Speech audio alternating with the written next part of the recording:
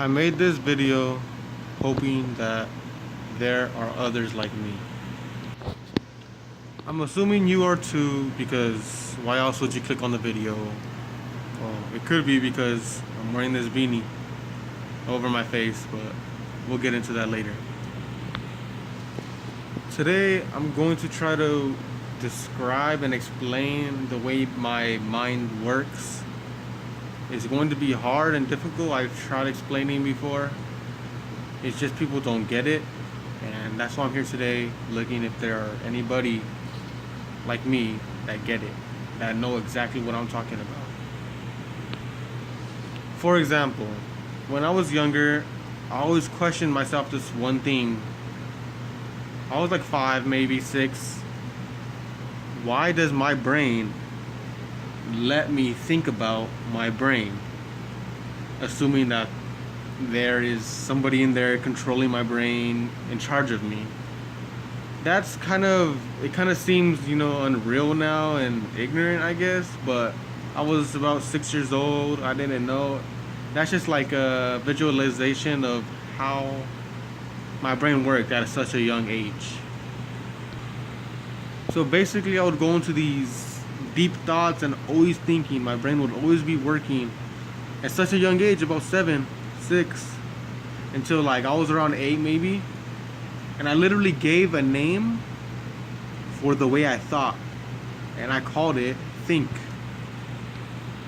Yeah, it's just like a regular name. It doesn't mean much, but that's what I called it. Like, well, to myself, that's what I just called it. See, I was always thinking. I was always in my head, basically having a conversation with myself, so to speak. So at such a young age, I would always question things. Everything, I would always question it. I would always have conversations with myself and arguments of why things worked in my head. That's not anywhere close to the way this thing works now. That's just how it started. See, my thoughts gradually started getting deeper and more like, more deep. So where about when I was about 10, I considered myself different. It all started with that voice in my head. That voice questioning everything. That's how the voice got in there. That voice of me just questioning everything. Everybody has a voice in their head. I would just question things like, why is the sky blue? Why are there mountains? Just things like that. That same voice is now stuck in my head, and it feels like it will never go away. It's not really saying anything, but I know it's there. I feel it. It's always there when I'm walking around thinking to myself, and I think a lot to myself. It's always there. It's like my second personality, I guess. Now to the point of why I have this beanie on my face. I didn't want to go put myself out there as some crazy person, because what if I am crazy? Because this is real. Whatever I'm feeling, whatever I'm thinking in my head is real.